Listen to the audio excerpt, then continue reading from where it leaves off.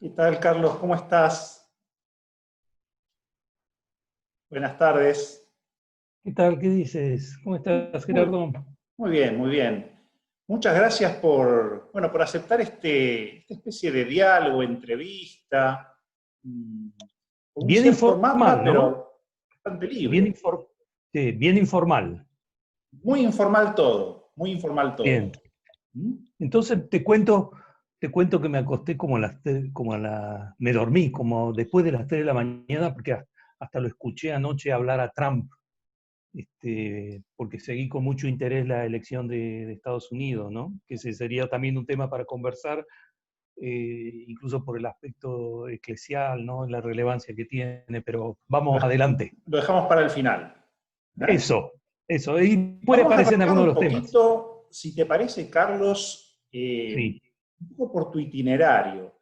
Te soy honesto, no por vos, sino por la relevancia que tienen los temas que fuiste trabajando, sobre todo desde tu doctorado en el año 97, si mal no recuerdo, estoy citando de memoria, ¿eh? De ahí en adelante, los temas que fuiste profundizando, desde tus primeras investigaciones postdoctorales hasta los trabajos que después fuiste realizando en la Universidad Católica de Córdoba, seminarios, publicaciones, y después ahora en el Centro de la Larraín de la Universidad Alberto Hurtado, son todos temas sumamente relevantes desde una perspectiva crítica, sanamente crítica, para la vida de la Iglesia. Entonces, me parece que cada uno de estos temas despierta muchas ganas de dialogar, cada uno de estos temas que vamos a ir presentando. Vos me mandaste unos artículos finales, entonces vamos a arrancar de un poco más atrás, porque yo quería arrancar un poco más adelante, pero vamos a arrancar desde esta especie de, ahora ya prehistoria. Lo primero que me gustaría saber es, ¿qué te interesó tanto de Runner? Y en la lectura, profundización de Runner, de Karl Runner, ¿qué es lo que te quedó? Es decir, ¿qué fue lo más significativo vos como gran lector de Runner y gran investigador y con muchas publicaciones durante varios años de Runner? esas son las Evidentemente, obras, esas son las obras completas de Runner, la blanca. muy bien, evidentemente te has quedado con algunas intuiciones como muy centrales. ¿Cuáles son esas intuiciones o cuáles son esas convicciones que Runner te dejó? Mira, Gerardo, cuando me dijiste que hiciéramos esta conversación y me citaste el libro de La mitad del camino, ese libro que publicamos en el 2006 sobre los teólogos argentinos, lo tengo por allí, sobre los teólogos argentinos, este, revisé el capítulo que había escrito yo, porque la iniciativa incluso fue mía, aunque después firmamos el libro con Marcelo González como editores. Y la verdad que ahí haciendo un relato intelectual de mi camino, la verdad que leyéndolo ahora, 15 años después de que lo escribí, lo encuentro, lo encuentro bien, no me arrepiento de ninguna frase y describe bastante lo que, quizá también preocupaciones del momento. Estaba en la Facultad de Filosofía en ese momento, en el 2006, y entonces tenía mucha interacción con filósofos y gente de otra ciencia, era filosofía y humanidades, así que no estaba solo con teología en la cabeza, sino con relación con gente de letras, historia. Entonces, y entre las cosas que digo allí, en el texto ese autobiográfico, está lo de Runner. Y recuerdo ahí el día, yo creo que tengo la memoria todavía, cuando en el seminario, yo descubrí mi vocación intelectual en el seminario, aunque antes me gustaban los libros, pero fue un salto cualitativo. Llegó a mis manos Sentido teológico de la muerte, así estaba traducido en España, Sentido teológico de la muerte. Y eso fue como a mitad de mi último año de teología, y realmente me causó mucho impacto. En realidad, la generación mía, toda la obra de Mysterium Salutis, produjo un gran impacto porque nos ayudó a salir en ese momento, estamos hablando de la década del 70, segunda mitad de la década del 70, todavía estaban reformulando los tratados teológicos después del Vaticano II, y entonces yo incluso, fíjate, alcancé a estudiar con textos en latín de Garrigou Lagrange, y los textos, muchos textos todavía no estaban renovados. Me acuerdo los esfuerzos de los profesores nuestros, por ejemplo Arancibia, para renovar el tratado de moral, manteniendo lo clásico, pero incorporando las nuevas perspectivas de Opta Tanto Siu del Vaticano II. Te digo, en ese contexto, Mysterium Salutis fue una cosa impresionante para nosotros. Todavía no estaba traducida toda la obra, los artículos eran largos, pero eran de los mejores autores de la época. Schnackenburg, Balthasar, Ranner, Lehmann, Metz. Así que eran una fiesta esos artículos. En ese clima llegó a mis manos el texto de la muerte, y la verdad que me Tengo causó un un comentario de impacto. Mysterium Salutis, ya que podemos Sí, informalmente cortar. sí. Mysterium Salutis, yo leí mucho de Mysterium Salutis, pero ahora mirado en perspectiva, en retrospectiva, tenía la impresión de que le falta otro tipo de mediaciones, por ejemplo, más fenomenológicas, con otro tipo de disciplinas de mayor contacto, diríamos, un poco con la realidad tangible, ¿no? Como más empírica, ¿no? Me da la impresión que estaba como muy marcado todavía por el pensamiento trascendental, por lo menos los grandes Estaba, textos, ¿no? Es decir, ayudaron mucho a sistematizar, pero me da la impresión de que le faltaba todavía ese sesgo más, se podría decir casi hasta afectivo, ¿no es cierto? Es decir, como más integrador de la espiritualidad. No sé qué te parece, es un paréntesis. puede ser, pero un factor hay que tener importante. En español esa obra se conoció en la década de los 70. Ese texto se produce durante el concilio Sí, sí. y sale inmediatamente después en Alemania. Entonces estamos hablando de un texto que introduce la categoría de historia. Estamos Sí, saliendo de sí, los sí. manuales Es su gran mérito históricos. ese, sí, sí. Entonces, si tú lo miras una década después, tienes un juicio. Claro, Pero sí, sí. si tú miras ese texto con lo que significa una dogmática, un pensamiento teológico fuertemente impregnado por la categoría histórica, entre comillas, representaba una verdadera novedad. Además era una suma de ensayos, eso era.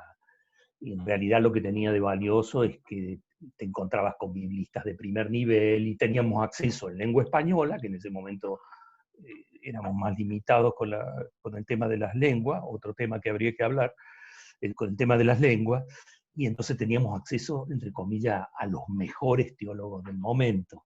Pero sí, es una enciclopedia de los años 60, solo que el último volumen se terminó de publicar en los 80 en español, pero es de la década del 60 en Alemania, ¿no? Bueno, y recupero Runner, vuelvo a Runner, y me causó mucho impacto sentido teológico de la muerte. Y fíjate que es tanto el impacto que me causó mirándolo con el tiempo, que después cuando yo voy a hacer mi licencia a Buenos Aires, que el bueno de Lucio Gera no solo dirigió el trabajo, sino que me permitió vivir en su casa. Él vivía con su madre y yo, yo propiamente en su casa, donde él venía a estudiar y a preparar clase, pero yo vivía en la clase de él, ahí al frente de la Facultad Sí, de sí. Teología. Este, y él me dirigió el trabajo y trabajé el sentido de la muerte como libertad, una cosa así, que es como el aporte de Runner en ese momento, la visión sistémica e incorporar el tema de la libertad a la idea de muerte, ¿no? Ahí fue con el tema de Runner. Y por eso imaginé después, cuando surgió años después la posibilidad de ir a Alemania, tomé la imprudente decisión, que solo la advertí completamente en Alemania, de hacer una tesis sobre Runner, que es como hacer una tesis sobre Kant, sobre Hay Hegel, muchas cosas sobre... escritas y hasta que uno llega, Es hasta que uno un tiene el status mundo questionis, lleva bastante tiempo. mucho.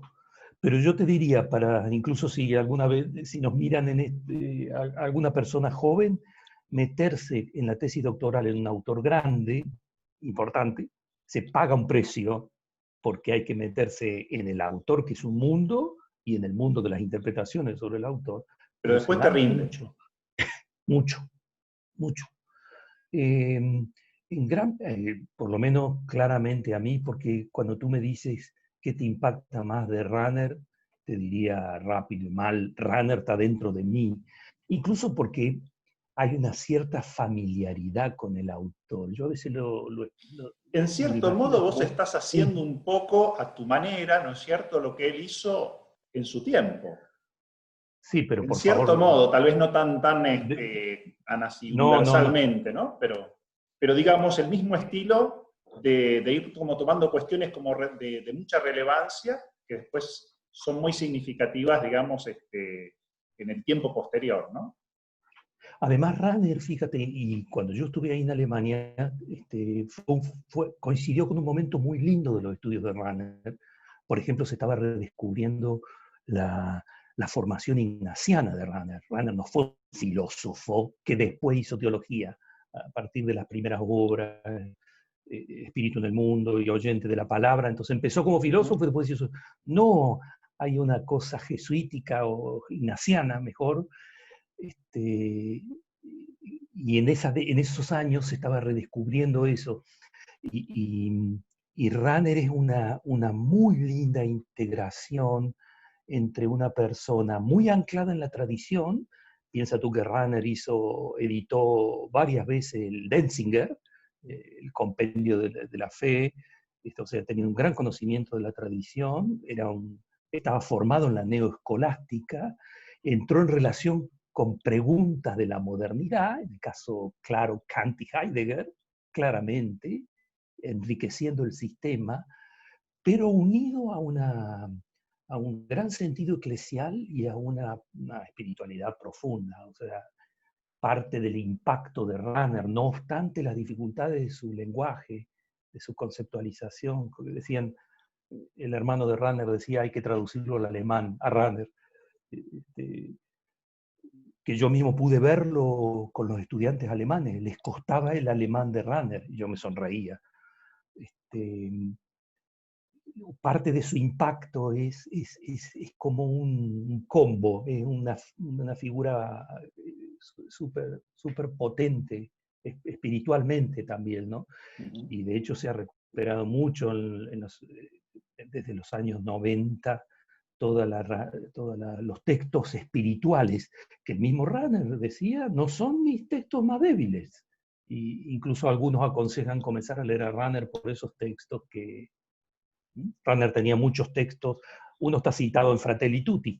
Runner tenía muchos textos sobre espiritualidad y oraciones que él mismo Muy hacía. bueno, O yo sea que es leí una uno sobre el personalidad compleja, sacerdocio, me ¿no? acuerdo en su momento, ya no me acuerdo el título, pero... Son los ejercicios espirituales que predicó. Eso. Carlos, y de Runner vos pasaste también a Metz en dos etapas. Metz es muy conocido por su teología política, pero vos me hacías referencia sobre todo al tema de la memoria y a todo lo que es un poco también por ese lado, el contacto con el sufrimiento, con la pasión del mundo de algún modo, que parecería como tocarse con este tema que vos elegiste de Runner para tu tesis. Sí. De Runner te podría decir varias cosas más, Uh-huh. pero es evidente que Runner responde a una problemática, diríamos así, en algún sentido más ahistórica. En cambio, en Metz hay al estilo de la teología de la liberación, pero en un contexto Uh-huh. europeo, teología política, hay una confrontación, diríamos así, con la problemática de la sociedad súper importante, ¿no? Pero ahí fíjate cómo surgió la cosa con Metz. Mira, un joven vino a decirme, yo por supuesto que estando en Alemania había juntado mucha bibliografía sobre Metz y sobre otros autores, ¿no? Me dijo que quería hacer una licenciatura en Metz. Y le dije, acepto, pero leamos todo Metz y yo consigo toda la obra de él. Y de hecho me traje, en uno de mis viajes a Alemania, me traje en esa época toneladas de fotocopias, así que en buena medida, durante casi 2 años, leímos todo Metz y publicamos un artículo. Metz es un tipo impresionante, impactado por el sufrimiento, algo que está en Runner, pero aquí está de otra manera, ¿no? O sea, un teólogo que dice, porque su punto de partida es: yo salgo de la teología trascendental y voy a la teología política, ¿no? Mediado por filósofos como Bloch y Benjamin. Y dice: como teólogo yo no puedo hablar de espaldas a Auschwitz.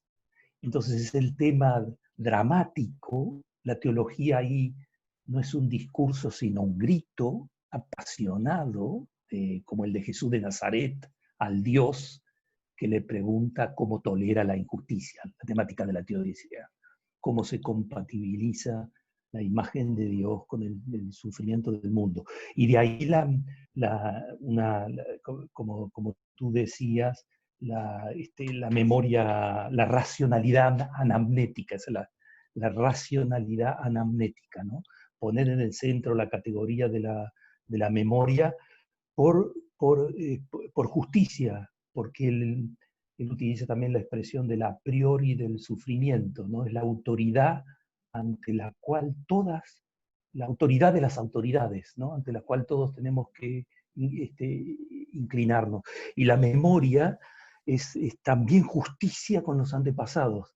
Aquí me pasó algo, Gerardo, muy lindo. Te digo que una de las obras más lindas que he leído en mi carrera, en mis años, es lo de Walter Benjamin. Leyendo Metz, fuimos a la fuente de Metz. Para Metz, dejar al trascendental runner y pasar a su perspectiva histórica, es clave Bloch, estamos hablando de la década del 60, es clave Ernst Bloch, marxista, con el tema de la utopía, el futuro, la escatología intramundana y la combinación con la escatología, pero también Benjamin, que es la memoria del pasado, en la mirada hacia atrás, para, para recuperar esas historias que quedaron perdidas, porque una metanarrativa dejó víctimas, y hay que ir a buscar a los escombros para hacer justicia con los muertos. Y ahí me encontré con Benjamin. Te termino con esto y te dejo que me pregunte. Ahí me encontré con Benjamin. Leímos, te digo, uno de los libros mejores de todo, que es sobre el concepto de historia, muy ayudados por Reyes Mate, que tenía un comentario que se llamaba Anochecer en la Historia. Es Benjamin realmente un místico judío, ¿no? Eso es todo bibliografía judía, ¿eh? Bloch, es una mirada dramática al proceso, es una lectura del proceso histórico, pero dramático, ¿no? Dramático, porque el nazismo ocupaba toda Europa. De hecho, él se termina suicidando, tratando de huir, saliendo para Estados Unidos, ¿no? En la frontera no lo dejan cruzar la frontera francesa. Sí, no lo dejan cruzar y se suicida esa noche, ¿no? Pero un hombre impresionante, y eso lo descubrí gracias a Metz, ¿no? Y fíjate que este proyecto de Metz, Gerardo, lo teníamos, lo usamos. Yo me hubiera podido dedicar a la escuela de Frankfurt, porque ahí hay pólvora para pensar la historia, la sociedad, la iglesia, con un pensamiento crítico, apasionado. La verdad que si yo hubiera, en lugar de venir a Chile, hubiera en un centro donde trabajaban Adorno, Horkheimer, Benjamin, hubiera sido feliz. Más teórico, pero feliz, ¿no? Bueno. Carlos, aquí tenemos entonces Runner y Metz, que posiblemente deben ser dos de los autores más leídos en América Latina, vinculados a la teología de la liberación, por un lado. Y por otro lado, vos también tenés algún trabajo, aunque incursionaste un poco más brevemente, de Baltasar, sobre el tema de la mujer o de lo femenino, a lo que después también podríamos vincular la cuestión de género, porque vos resaltás, ¿no es cierto?, como evidentemente este principio mariano, de algún modo, en Baltasar, ¿no es cierto?, entra dentro de una sistematización, y eso es lo positivo, pero ves el límite justamente del no diálogo con lo histórico, con lo hermenéutico, se podría decir así, lo cual dificulta entonces lo que hoy llamamos la cuestión de género, una reflexión más histórica de la mujer concreta, de algún modo, ¿no? Es decir, una de cal y otra de arena, de algún modo. claro. Pero acá ya estaríamos como en otro estilo teológico, ¿no es cierto? Es decir, acá, de algún modo, nos vamos como a la otra vereda, de algún modo, ¿no? No sé cómo Claro. lo ves eso. Y ahí, Gerardo, hice lo mismo que hice con Metz. Me quise como meter en el autor.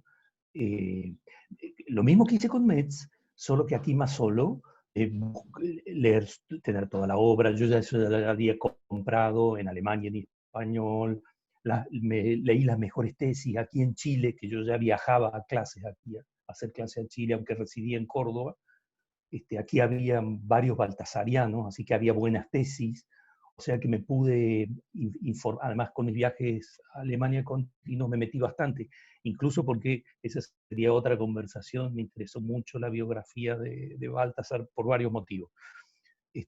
Pero una de las preocupaciones que tenía Gerardo con Baltasar allí fue que, primero, que pocos teólogos, por la complejidad, y estamos hablando de años atrás, pocos teólogos, no había teólogas todavía, pocos teólogos se animaban a tomar lo femenino y hacer una teología de la mujer que implicaba la creación, la cristología, la Trinidad, la Iglesia, María y Pedro.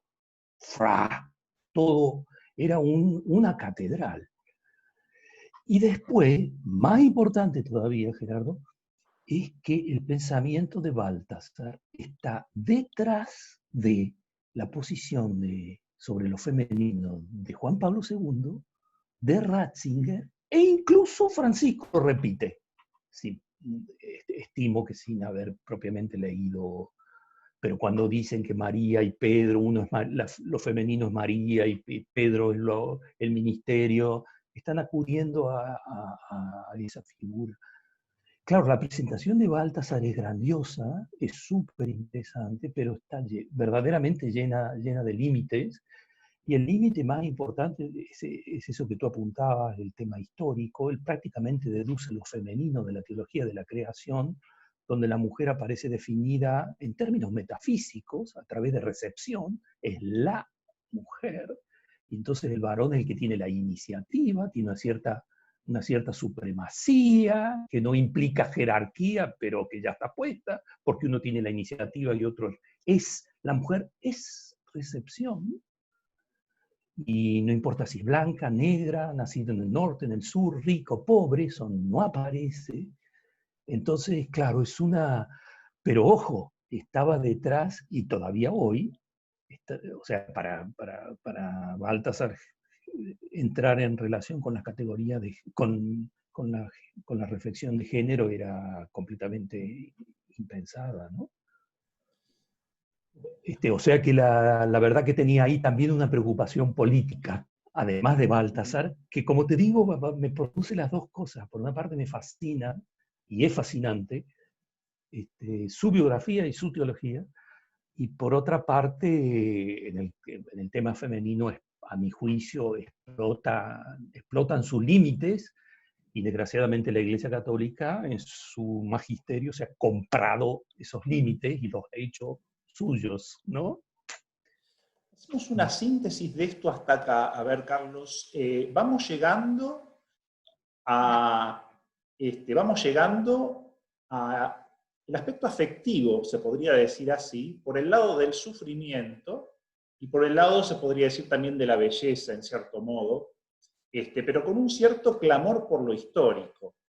Yo acá, antes de que sigas con este tema, te preguntaría, ¿qué significó para vos acompañar en este periodo, por un lado, lo que fue el libro A mitad de camino, y por otro lado, varios seminarios que terminaron siendo después publicaciones, donde, como vos decís, cruzabas lo histórico, lo político, con la cuestión de género, ¿no es cierto? En donde entonces lo femenino no se identifica con la mujer necesariamente, sino que lo masculino y lo femenino son de algún modo humanos, ¿no es cierto? Están en cada ser humano de algún modo, ¿no? Otra cosa es la mujer concreta, el varón concreto, digamos, ¿no? ¿Qué te supuso esta variada gama de diálogos? Porque evidentemente este tipo de seminario, de publicaciones, te empieza a confrontar con mucha gente, y en esto fuiste precursor, porque Bueno, estaba también la revista Proyecto, ¿no es cierto? Estaba también las publicaciones que hacían los salesianos, ahí que estuvo en su momento también Virginia Spuy, me acuerdo. Pero diríamos, en esta publicación como masiva de seminarios y de articulación y de diálogos múltiples con variadas disciplinas y con buena competencia, ¿no es cierto? Porque de hecho era en la Universidad de Córdoba, en la Católica de Córdoba, con gente con formación muy sólida. Evidentemente habrá sido como un espacio de enriquecimiento, de diálogo plural muy interesante. ¿Cómo lo viviste vos este proceso? Ya, este es el libro, el primero, publicamos 6. Y en estos días, sabiendo que íbamos a tener esta conversación, volví a releer el prólogo que escribí, año 2003. Volví a leer la introducción que yo escribí, ¿no? Y realmente encuentro ahí reflejado la preocupación que teníamos, ¿no? Que era una preocupación de justicia. La pobreza tiene rostro femenino desde múltiples puntos de vista: ingresos, violencia, cargos directivos, etcétera, etcétera. La pobreza. El cristianismo ha tenido una historia ambivalente, ambigua, con esto tiene una deuda. Las universidades tenemos que hacer nuestro aporte y poner en cuestión los discursos que han tolerado, que han favorecido, que han sido causa de lágrimas, infinitas lágrimas de mujeres a lo largo de la historia.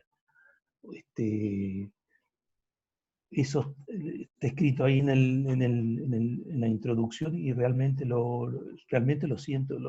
siento así, ¿no?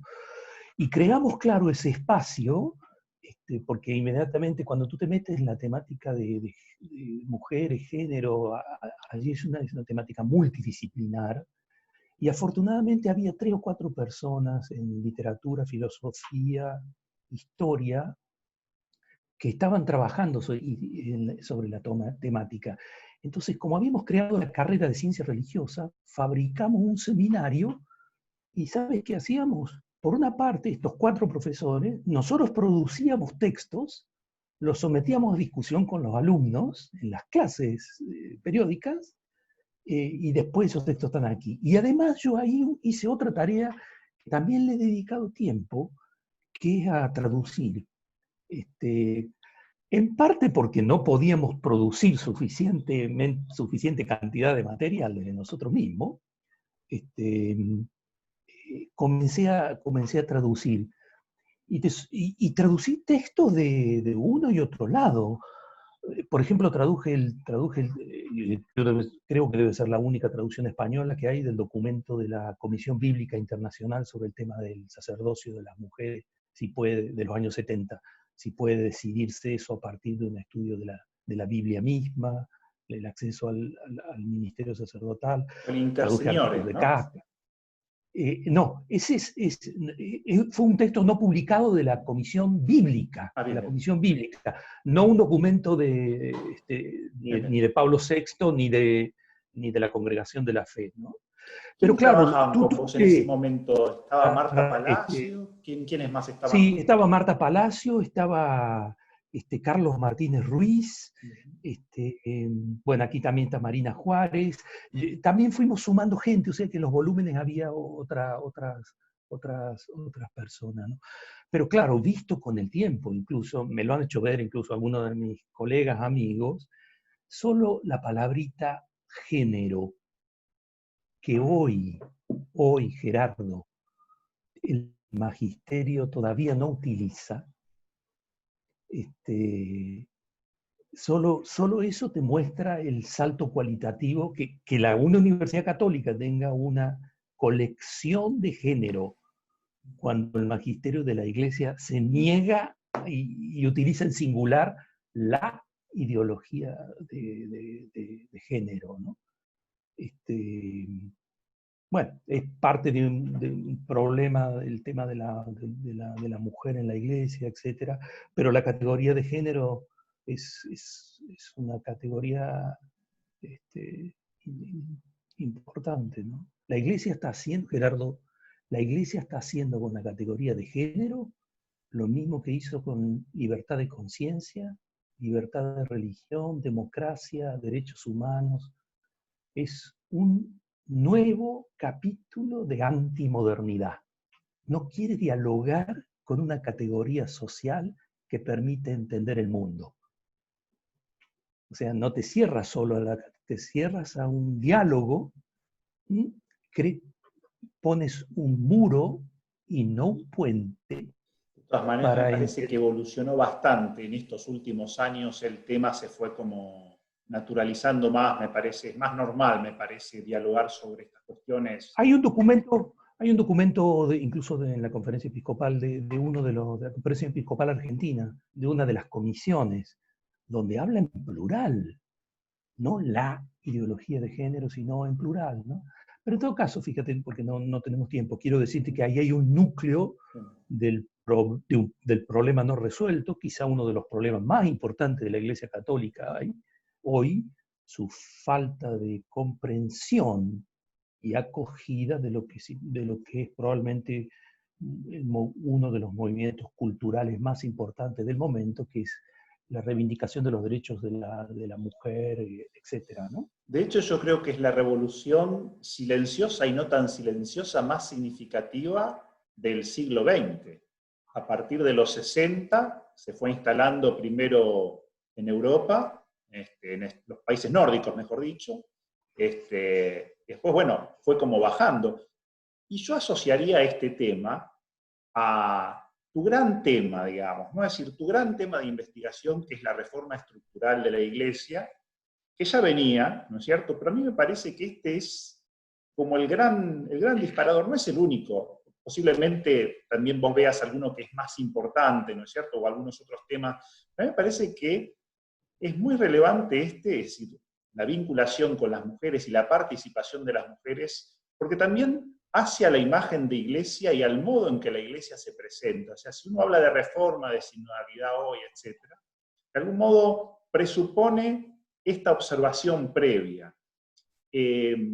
¿Cómo fue que empezaste con el tema de la reforma de la Iglesia? Me acuerdo de un texto, ¿A dónde va el papado? O ¿Hacia dónde va el papado? Creo que era del 2001, me parece ese texto.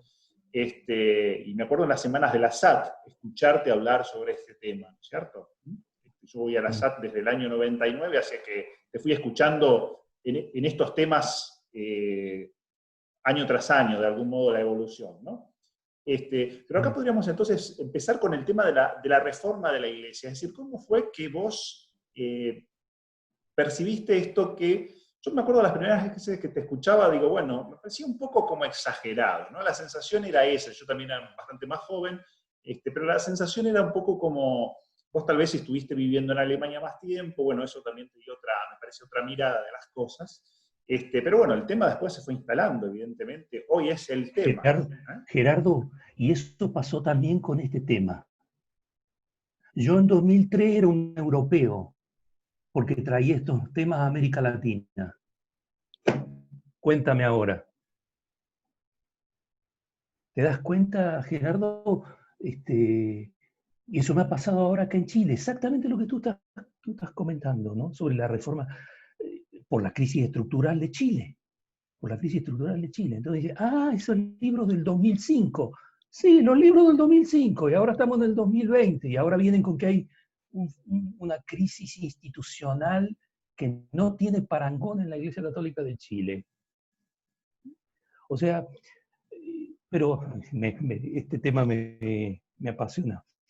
Fíjate que, Gerardo, que nunca fui profesor de eclesiología. O sea que el tema, yo comencé enseñando teología de la gracia, Eucaristía, pero nunca enseñé eclesiología, así que propiamente mi trabajo sobre la Iglesia no proviene de tener que hacer clase y eso.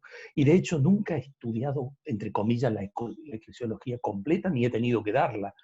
Pero yo te diría lo siguiente, Gerardo, he sentido, lo mismo que en el tema de mujeres, género, he sentido los problemas de un creyente de mi tiempo. Y que como la iglesia es mi casa, me he sentido obligado a tirar puentes y a pedir un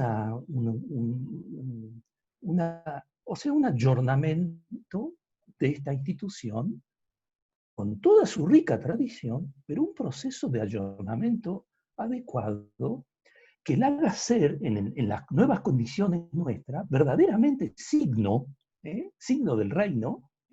Ojo, miren, miren, acá está el reino. Y entonces, pero eso tiene que ser en su organización, en su estructura, en su legislación, en la relación entre las personas, etc. Entonces, la preocupación, yo te diría que va por un lado, es la Iglesia debe reformarse continuamente porque es signo del reino. Y entonces es una perenne reforma, la expresión de unitatis reintegratio, ¿no? O sea que es una dinámica propia. Y por otra parte, el gran problema que nos está planteando la modernidad, todas las instituciones están en crisis, porque evidentemente vivimos una época donde el acento, gracias a Dios, está puesto sobre el ciudadano, el individuo, el fiel creyente, y las instituciones están al servicio de ellos, no a la inversa. Entonces, es verdad, las instituciones tienen que hacer, si quieren seguir prestando un servicio, tienen que hacer un proceso de reconversión continua, ¿no? Entonces, yo te diría que la preocupación con la reforma de la Iglesia me surge porque quiero vivir en una institución de mi tiempo, en la de Jesús de Nazaret, la de los 20 siglos, pero la de mi tiempo. No quiero tener una organización jurídica y jerárquica del siglo XVIII. Además, Gerardo, porque le hace más difícil la vida a los creyentes de tu tiempo. Y en lugar de ser un puente para la experiencia de Dios, eres una piedra de tropiezo, No un llega a ser el obstáculo. sacramento universal de salvación, o no se percibe eso, ¿no? Pero a mí me Exacto. parece que detrás de esa rigidez que va de la mano del clericalismo, y que como vos decís bien, ¿no es cierto?, las instituciones fueron cambiando. Yo creo que después de la Segunda Guerra Mundial, de hecho, los temas con los que empezamos un poco, fueron llevando a descubrir más el valor de la persona, de los derechos humanos, y eso tuvo su parangón también en la dignidad del bautizado, ¿no? Me parece que eso también va a incidir en esta conciencia que hoy tenemos de la reforma de la Iglesia. Ahora, es un tema que ahora saltó con mucha fuerza, sobre todo en estos últimos años, en el 2017, 18, con el tema de los abusos, porque también el clericalismo y un cierto formato de iglesia, de poder, o sea, centrado o focalizado más en el poder, ha, digamos, propiciado abusos de todo tipo, es decir, no solamente el más grotesco, que es el abuso de menores, sino también abusos de autoridad, de conciencia. Y vos has trabajado este tema también muy específicamente. Fíjate, te hago un par de comentarios sobre eso. Primero, para cerrar el tema anterior, cerrarlo, la reforma de la Iglesia supone una agenda compleja y articulada, no es un tema. Hay que retocar el sistema. Un colega mío de Buenos Aires me preguntaba, estaba en una reunión, me dice, dime cuál es los artículos del canon que tenemos que pedir que se reformen. No, le digo, hay que mirar con nuevos ojos, con nuevos anteojos, educados sinodalmente, todo el Código de Derecho. Entonces, la reforma de la Iglesia es una agenda de múltiples aspectos, pero que está articulada, y podríamos entrar sobre eso. Pero paso al segundo paso, a lo que dices de abuso, Gerardo. Mira, precisamente por las preocupaciones que me llevaron al tema de la reforma de la Iglesia, o sea, que Jesús tenga una iglesia, se sonría con una iglesia que está adecuada al tiempo. Naturalmente me enfrenté con la temática creciente de los abusos, pero me sucedió algo, Gerardo, cuando empecé a me fui a los informes internacionales, australiano, el alemán, el escocés, holandés, etc. ¿Y sabes qué me sucedió? Dije, wow, encontré piezas que calzaban la reflexión teológica, que viene Con de el espíritu. Congar, Runner, Legrand, etc., con esta reflexión que proviene de abogados, psiquiatras, psicólogos, políticos, senadores, gente que trabaja con víctimas, y calzaba. Yo dije, Una wow. convergencia muy, muy significativa. Sí, y déjame decirte dos cosas sobre esto.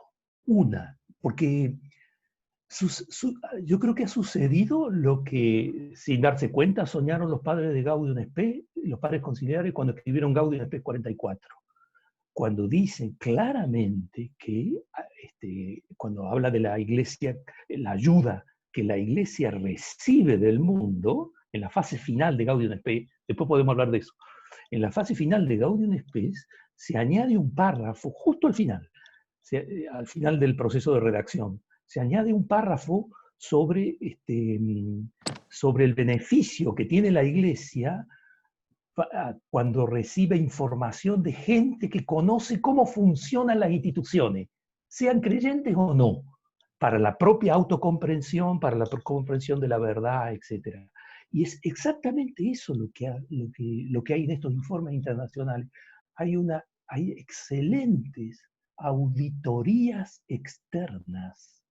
El sueño de toda institución para reformarse, no el proceso de autorreforma, que siempre es débil, el poder difícilmente se reforma a sí mismo, sino porque hay un poder de fuera que lo presiona. Una reforma con una auditoría externa. No tenemos tiempo, pero podríamos hablar de la calidad de cada uno de esos informes, etc. Y Gerardo, un punto nos están diciendo con claridad. El abuso no es un accidente en la organización estructural de ustedes, es un efecto intrínseco. O sea, no es que pasa un abuso por una cosa aislada. El sistema Lo organizacional de ustedes, propicia. de autoridad, lo propicia el abuso, lo favorece y favorece Y su lo encubre. ocultamiento. Favorece su ocultamiento. Pero eso está radicado en el sistema de ustedes. Y es lo que los teólogos, Legrand y tantos otros, dicen: en la Iglesia Católica tenemos un sistema de autoridad que las instituciones modernas abandonaron hace 2 siglos, que son, dicho mal y pronto, fundamentalmente monárquicas, donde la rendición de cuentas no es un valor, donde el liderazgo no está vinculado al consenso, donde los nombramientos son cosas que no tienen nada que ver con las comunidades. O sea, hay Hay muchas problemas cosas de libradas al juicio del mismo interesado, digamos, ¿no? O a la buena voluntad del mismo interesado. estrictamente. Ese es el punto monárquico, la expresión inglesa casi imposible de traducir, accountability, rendición de cuentas, ¿no? ¿Por qué en el derecho canónico, por ejemplo, uno dice que el obispo todos los años debe mostrar sus cuentas al Consejo Pastoral Diocesano? ¿Por qué no? ¿Por qué no dice que y así podríamos empezar y empezar y empezar? Eso sería una reforma sinodal de la Iglesia. Y ese es el mensaje, fíjate, que estamos recibiendo del punto de los abusos. Y es el punto que no estamos recogiendo, porque Francisco, estos informes son un espaldarazo para Francisco en un punto neurálgico, que es el clericalismo, frente a la posición conservadora norteamericana. El problema es la homosexualidad, el problema es moral. No, el problema es el clericalismo. Pero acá nos están diciendo el clericalismo estructural. Olor a oveja en un sistema con olor a oveja. Personas con olor a oveja, en un sistema con olor a oveja, ¿no? Por eso la clave de la reforma, y lo hemos ahora en otro libro que publicamos ahora, para mí está en un artículo de Congar del año 72, ¿no? Renovación del espíritu y reforma de la institución. Después, Carlos, yo voy a poner el enlace al pie del video de tu portal, de tu perfil en Academia, para que la gente pueda acceder a cada uno de estos temas, los artículos que ahí tenés. Cada uno de estos temas están muy desarrollados, muy trabajados, y que los puedan profundizar, ¿no? Volvemos un poco entonces al concilio, porque acá anudamos cosas, es decir, por un lado la teología del pueblo de Dios, por otro lado el diálogo con el mundo, en sus variadas disciplinas, lo que el mundo también le dice y le revela en cierto modo también a la iglesia y a los cristianos, tiene una función también revelatoria, me parece, de toma de conciencia de aquellos que nosotros creemos, y acá en el corazón de esto el método teológico, el novedoso, te lo pongo entre signos de interrogación, novedoso método de la Gaudium Spes, del concilio en un sentido más amplio, que hay de novedad en esta forma de pensar la fe, de pensar la vida del pueblo de Dios, la vida de los cristianos, porque acá ya entramos de lleno en el trabajo que estás haciendo, trabajo faraónico, en torno a los textos del concilio, la preparación, recepción, ¿no es cierto?, incluso por continentes, pero eso lo vamos a dejar para el final, la parte más así de publicaciones actuales, ¿no es cierto? Pero focalizándonos en el concilio, ahí habría como una gran novedad, que es también la referencia última de la reforma, que está propiciando también, bueno, a través del Papa la Iglesia hoy, ¿no es cierto?, del ayornamiento que va de la mano del ressourcement, ¿no? Es decir, la vuelta a las fuentes de la mano de la apertura a nuestro tiempo, pero para eso hace falta como una teología y un método, sobre todo. Me planteas lo del Vaticano II y lo de Gaudium Spes. Sobre el proyecto Vaticano II hablamos después, me decías, ¿no? Sí. Todo lo que son publicaciones lo dejamos para el final. Sí, es un proyecto de investigación, ¿no? Pero hablemos en general sobre el concilio. No sé dónde poner el origen del interés por el Vaticano II, pero lo tengo hace mucho y ahora ya lo desarrollé definitivamente y estoy dedicando mucho tiempo a eso. Por supuesto que cuando uno habla del Vaticano II no está hablando del texto escrito hace 60 años, sino está incluyendo el proceso de recepción, porque el proceso de recepción pertenece al concilio, ¿no? Al final es una comunidad cristiana la que decide este concilio es grande o este concilio no vale mucho y pasa. Así como la iglesia latinoamericana dijo Medellín es Medellín y Santo Domingo es Santo Domingo, pequeñito. Es la comunidad cristiana la que al final dice este evento me representa, esta es la iglesia, etc.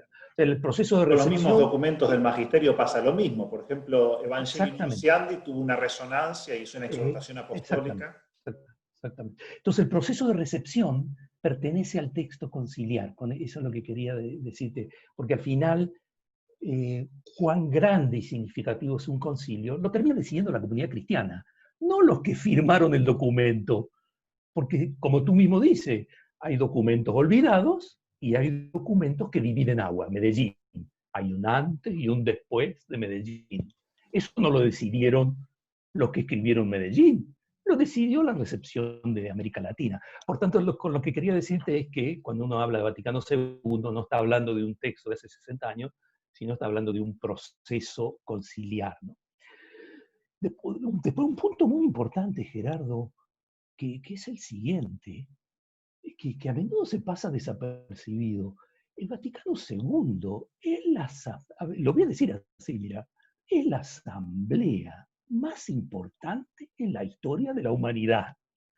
No existe una organización internacional que se reúna 7 años, 2.500 obispos, 115 países, 7 años, para repensar no un punto particular de la organización, sino, como dijo Pablo VI de una manera muy pretenciosa, dar una completa definición de sí mismo. La expresión de Pablo VI en el año 63, ¿no? O sea, una revisión completa de la propia identidad. Y efectivamente eso es lo que sucedió. Entonces, el concilio casi no tiene parangones como asamblea internacional para repensar la Iglesia Católica, que es una organización mundial capilar extendida en los cinco continentes. Así que fíjate que solo ese dato nomás está mostrando la importancia del Vaticano II, ¿no? Pasando, me podría quedar horas allí, pero pasando a lo de Gaudium et Spes, te soy sincero, Gerardo, hace unos años, comenzando a trabajar más sobre la temática de signos de los tiempos y eso, eh, entró más conciencia en mí, mucho más de lo que hay en la bibliografía latinoamericana, de lo complicado de la historia de Gaudium et Spes, que tuvo punto de fracasar. Por un pelito no sale Gaudium et Spes, ¿no? Por la actuación de varios actores, incluso porque sucedió algo único en el concilio, que en Gaudium et Spes se divide la mayoría, no es la mayoría y la minoría, como en Christus Dominus, o Lumen Gentium, o Dei Verbum. Allí, entre comillas, la división era mayoría-minoría. Aquí se divide la mayoría, y eso casi hace fracasar a Gaudium et Spes, por varios motivos de Gaudium et Spes. Era un texto muy imperfecto, pero uno de los motivos es que era un texto nuevo. Todos los actores, los conservadores cerrados, que después van a ser Lefebvrianos, Marcel Lefebvre, él mismo, Marcel Lefebvre, hasta gente, para citar el obispo de Cuernavaca, se me dio el nombre ahora, para citar a alguien de Teología de la Liberación, y por supuesto los alemanes, los franceses, todos advirtieron que estaban con un nuevo tipo de documento jamás escrito en la historia conciliar de la Iglesia.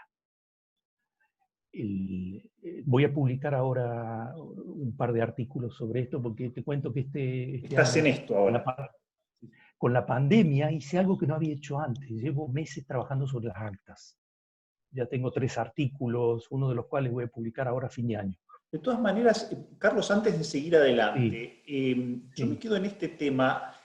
Hay novedad en la Gaudium et Spes, en el método, pero yo me pregunto si no es un despliegue de lo histórico y de lo humano, que está implícito, diríamos, en una cierta teología de siempre, pero que ahora con el desempeño, despliegue de las ciencias humanas, evidentemente de las ciencias modernas, ¿no es cierto?, se tiene más conciencia. Es decir, a ver, si la palabra se hizo carne y habita entre nosotros, evidentemente estamos como obligados a dialogar con todo lo que pasa en este mundo, y eso es parte de la teología. Que eso haya quedado implícito durante siglos, ¿no es cierto?, o que no se haya tomado conciencia, porque de algún modo era, bueno, la reflexión que hacemos es la que hay que hacer, y no había como una especie de pensamiento crítico de los presupuestos, pero ahora los hay. Entonces, es nuevo bajo una perspectiva, pero bajo otra perspectiva es pensar desde nuestro tiempo la fe de siempre, en realidad con algunas mediaciones que quedan como incluidas en las mediaciones de siempre. Es decir, a mí me llamó la atención cuando dijiste, o hablabas tanto de la novedad del método. Es una novedad relativa, pero no en el estilo que vos le criticás a Ratzinger, ¿no es cierto? Sino como que, bueno, también ahora, qué sé yo, dialogamos a través de Zoom. Hace un año no existía Zoom, ¿no es cierto? Es nuevo, pero no es tan nuevo. Fíjate, por una parte coincido completamente contigo. Fíjate la expresión de Congar, cuando habla de Gaudium et Spes, en el momento del debate. Es una forma relativamente nueva de teología. Por supuesto, la eterna preocupación. Por supuesto que es mayor la continuidad que la discontinuidad. En ese sentido no hay nada nuevo, sino hay una nueva conciencia. La conciencia de la historicidad no es del siglo XVI, ni del siglo XVII, siglo XVIII, XIX y XX, y impacta en la Iglesia Católica, ¿no? Que la historia es un lugar teológico, ya está en la metodología de Melchor Cano, siglo XVI. Pero ¿qué pensaba Melchor Cano con historia? Los archivos, para traer argumentos en orden a enriquecer la argumentación teológica. ¿Qué es la historia para nuestra generación? Un acontecimiento actual, sí, también los archivos. Entonces hay un corrimiento que corresponde a una nueva situación, ¿no? O sea, y después, respondiendo a lo que tú estás diciendo, la conciencia de la importancia del ayornamiento en orden a la profundización de la fe, o sea, uno profundiza la fe si presta atención al propio tiempo, es una renovada conciencia propia de nuestra época. Eso se dice cuando se dice que el Concilio Vaticano es un concilio pastoral y en ese sentido se diferencia de los anteriores. No por ruptura, sino porque hay algo que florece de una nueva manera. Pero míralo, te lo digo, expresa clarito para que veas la novedad en Gaudium et Spes. ¿Dónde está la novedad allí? Que el método que se ver, juzgar y actuar, que había sido fundado en las primeras décadas en Francia y Bélgica, de la acción católica, sobre todo en los movimientos especializados y el cardenal Cardin, por primera vez estructura un documento de la Iglesia. Y entonces, por primera vez, un documento en la historia de los concilios comienza con un relato de la condición humana de nuestro tiempo. Eso no lo hizo nunca un documento conciliar, nunca, en toda la historia de la Iglesia. No es que no hubiera aplicaciones prácticas, incluso eclesiales, basta pensar los textos pastorales de Trento, a las distintas. No es que no hubiera aplicaciones a asuntos prácticos, incluso la misma doctrina social de la Iglesia, Quadragesimo Anno, Rerum Novarum, pero aquí está el tema del ver. Y por supuesto, buena parte de la discusión posterior es que ese ver no es solo sociológico, sino también teológico. Pero entonces, además, ¿sabes, Gerardo? Hay un termómetro, y eso es lo que yo estoy estudiando y sacando a la luz, porque una de las tareas es mostrar que hay una novedad ahí. Hay que mostrar que hay un problema, uno de los puntos en los que estoy, porque se supone que no lo hay.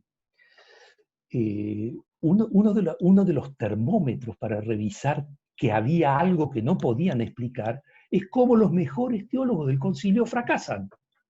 En 1967 Rahner dice, no es fácil decir lo que es una constitución pastoral. 1967. Pongar, con el título de la misma Gaudium et Spes hasta el final, ¿no? Me opuse al nombre de constitución pastoral. Claro, en la Iglesia existía constitución y pastoral, aplicación de doctrina, pero no existía este binomio unido. Hering dice lo mismo. O sea, ya el mismo título muestra la novedad. Y ahora estoy estudiando los debates conciliares, ¿no? Los padres conciliares, a tontas y a locas, como pueden, con la formación que tienen, lo dicen claramente. O es constitución o es aplicaciones prácticas de una doctrina. Y el problema del título recién es en 1965. Pero la problemática explota en distintas perspectivas, ¿no? Pero volviendo al tema, quiero decirte que uno de los problemas, de hecho, Rahner se opone a Gaudium et Spes.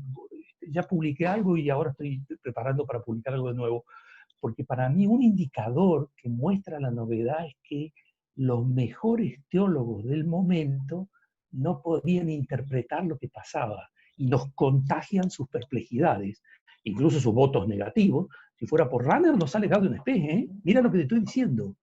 La persona que hizo el giro a la experiencia en la teología católica, como dicen algunos, hubiera preferido que Gaudium et Spes fuera un texto postconciliar. Él dice, incluso sugiere que lo publique. Los alemanes decidieron en una reunión con los franceses en septiembre del 65, no oponerse a la aprobación de Gaudium et Spes.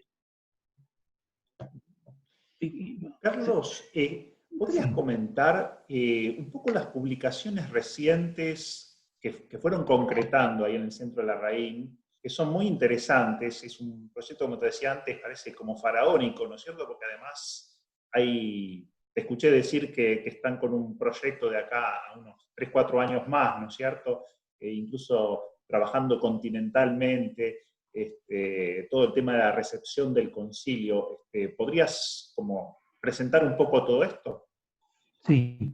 Mira, sobre ese proyecto, sí, el proyecto del concilio es un proyecto bien grande, mira, y con lo poco que tengo tiempo para decirte, va a quedar claro.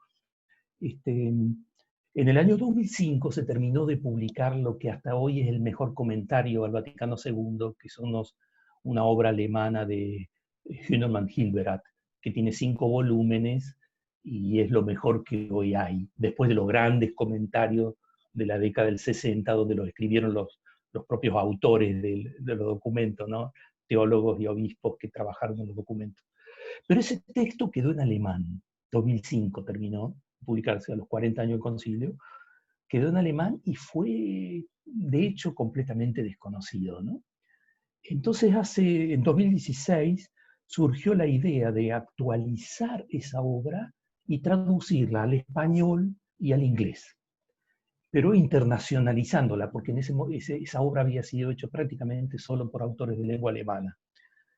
Pero claro, cuando nos sentamos a conversar, yo fui invitado como latinoamericano y de lengua española a las primeras conversaciones para este proyecto, enseguida surgió la cosa, ¿y por qué no África? ¿Por qué solo era en inglés? ¿Y por qué no África? ¿Y por qué no Asia?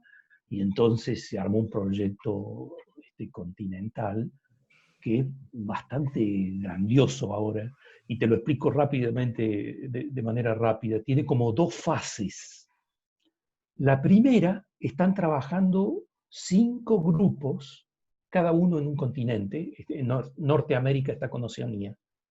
Están trabajando 5 grupos simultáneamente en Latinoamérica, África, etcétera, continentales, unos 20 teólogos y teólogas en cada uno de estos continentes, y están, diríamos así, van a terminar cada uno de ellos en un volumen continental, donde está estudiado todo el proceso conciliar, antes del concilio, para ver el contraste. Antes del concilio, los aportes del propio continente al concilio, lo que uno aportó y lo que uno recibió, y el proceso postconciliar con un estado de la cuestión actual. O sea que es un proyecto bastante... Esa es la primera fase. Enseguida vuelvo sobre esto. Y eso lo hace cada continente. Y la segunda fase es un comentario, van a ser también 5 volúmenes. Entonces ya estamos en 10 volúmenes. Van a ser 5 volúmenes con comentario a los documentos conciliares que van a escribir cada documento conciliar, Lumen Gentium, Gaudium Spes, 5 personas con un coordinador, más 5 personas, de cada continente. Un africano, un asiático, uno de Oceanía, un europeo, un latinoamericano, etc., ¿no? Y de nuevo, con todo el proceso conciliar, pero ahora, entre comillas, en torno al texto, pero por supuesto llegando hasta hoy. Esa obra tiene 10 volúmenes, más una que va a tener de introducción y una de conclusión, así que una obra en 12 volúmenes. Estamos trabajando más de 100 personas, mucho más de 100 personas, así que imagínate el proyecto. Va a salir en inglés y en alemán, originalmente, y va a estar online accesible en la Universidad de Tubinga, así que no va a haber que comprarlo, va a estar inmediatamente accesible los 12 volúmenes. Carlos, como para ir cerrando, entonces, te pregunto, de las conferencias que fuiste dando en estos últimos años, que te vi dando vuelta por bastantes lugares del mundo, ¿no es cierto? Hay varios videos online. ¿Alguno en particular que recomiendes? Eso es un tema. Mira. Otro es alguna otra cosa que haya quedado pendiente y que quieras agregar, añadir, que te parezca significativo en este recorrido, que no es exhaustivo ni mucho menos, es como un punteo rápido por los grandes temas, ¿no es cierto? Por eso invitar después a profundizar en tus artículos, en tus textos, en academia.edu, ¿no? Eso sería lo segundo. Y después ibas a decir algo sobre Trump y Biden, algo más coyuntural, que posiblemente mañana ya va a ser viejo, no sé si vale la pena gastar tiempo de este video en eso. Pero bueno, para que cierres con esos temas. Mira, sobre los videos, la verdad, te voy a ser sincero, Gerardo, no los miro porque me deprimo. Eh, cuando hablo, comienzo una frase, no termino otra, estoy pensando en el público, los El que encuentro viste en El Salvador desordenados. es muy bueno.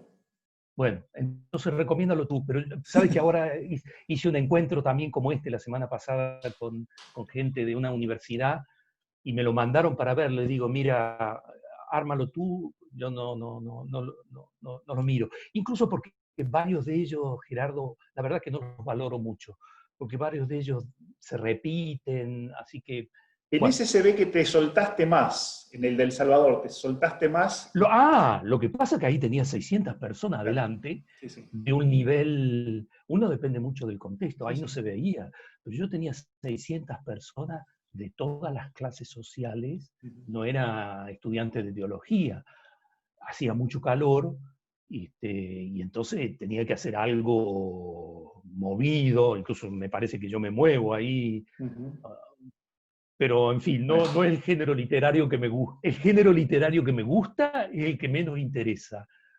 Son esos artículos donde las notas están con aparato crítico y soy ratón de biblioteca, soy investigador. Este año me queda más claro todavía. Soy investigador, soy ratón de biblioteca y mi lenguaje es el texto científico y a los otros me voy adaptando. Me decías una idea final. Mira, quisiera decirte esto, lo más importante, porque hemos hablado mucho, entre comillas, de mis pasiones, aquí está mi fe, mi amor a la iglesia, mi responsabilidad con la iglesia y con mi generación, ¿no? Eso se expresa en lo que escribo, lo que estudio. Soy un creyente de mi tiempo, que piensa los temas que están ahí. Viste como dicen que uno elige los temas, pero los temas también lo eligen a uno. Yo no elegí el tema abuso, se me cruzó. Y el tema mujer se cruzó también por varias cosas. Pero hay un punto que yo lo puse ahí y me agrada haberlo puesto en el texto de La mitad del camino. Es que las personas son como un iceberg. Aflora solo una partecita. Hemos conversado ahora, Gerardo, sobre lo que aflora. Eh, lo que está escondido, biográfico, espiritual, mi maduración como persona, el camino de mi fe, mi camino hacia el cielo, mi maduración en el amor, el punto más importante, porque no me dedico también a textos de espiritualidad, sino de teología sistemática, han aparecido menos. Pero para mí ese itinerario interior, que como es tan importante para mí, es lo más importante para mí, ese itinerario interior lo imagino también en otros. Soy bastante, le presto bastante atención, soy bastante contemplativo con eso.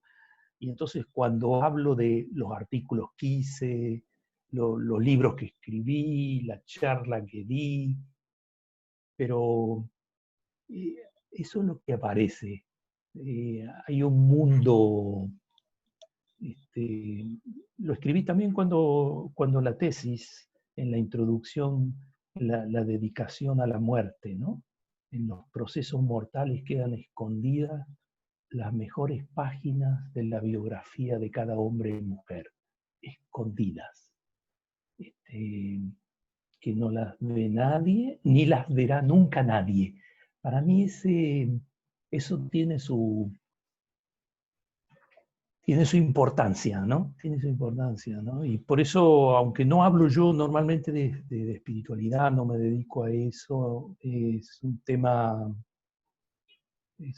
súper importante en mi vida y es lo decisivo.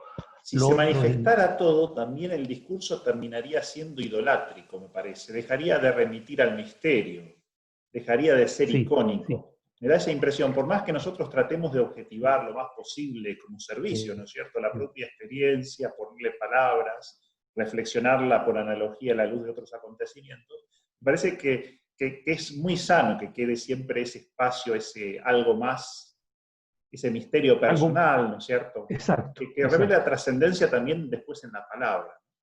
Sí, y después porque detrás de los proyectos a veces hay opciones espirituales. Por ejemplo, la espiritualidad mariana o como se quiera llamarlo, mía, por supuesto que está implicada en proyectos de género o la sensibilidad frente a la biografía de las mujeres. Para mí eso tiene que ver con mi espiritualidad mariana. Este, por supuesto que tiene que ver con otras cosas, científicas y los movimientos sociales de mi tiempo y la justicia, pero tiene que ver con mi propia espiritualidad, ¿no? Muchas gracias, Carlos, por este diálogo tan completo, con tantos elementos, con tanta riqueza, como para volverlo a escuchar después despacio. Yo creo que estás en esa etapa de la vida, no te voy a decir que estás viejo, pero estás en esa etapa de la vida en donde estas miradas retrospectivas hablan más a veces de lo que uno imagina cuando habla, justamente porque uno va como pintando una historia que fue viviendo, y entonces me parece que la gran riqueza de esto es que vas poniendo las cosas como en su lugar de algún modo, ¿no? Después hay que profundizar, ¿no? Uno tiene que adentrarse en cada tema, pero esa riqueza de plantear como un mapa, desde el propio itinerario, en este caso académico sobre todo, ¿no es cierto? Académico pastoral, pero me parece que es justamente la riqueza de esta fase de la vida, ¿no? En donde uno puede presentar mapas como bastante ricos, con bastante densidad e interconexiones, y reflexionar sobre ellos. Así que te agradezco mucho esta entrevista, este diálogo. Fue más una entrevista que un diálogo, pero que creo que tiene mucha riqueza y que vale después la pena volver a escuchar con atención. Te hago llegar un gran abrazo, y bueno, éxitos, Cuídate. bendiciones en todo este trabajo editorial que estás haciendo con tanta gente, muchos conocidos, y que, como te decía la otra vez en el panel que compartimos en la SAT, es el único espacio en donde hoy en América Latina se está produciendo tanta cantidad de bibliografía tan seria, ¿no es cierto?, con tantas conexiones académicas, científicas, ¿no es cierto?, desde la perspectiva teológica. O sea, así como el Boston College tal vez lo hace desde la perspectiva de los videos, de los cursos, ¿no es cierto?, que es otra forma muy significativa de difusión, y vos también estás en eso. Me parece que aquí todo lo que es texto escrito, ¿no es cierto?, investigación, de nuevo, el planteo de las grandes cuestiones, de los grandes temas que vale la pena hoy pensar o reflexionar, me parece que está como concentrado un poco en la actividad que estás haciendo vos. Así que te agradezco mucho. Un abrazo grande. Gusto. Gracias, chao.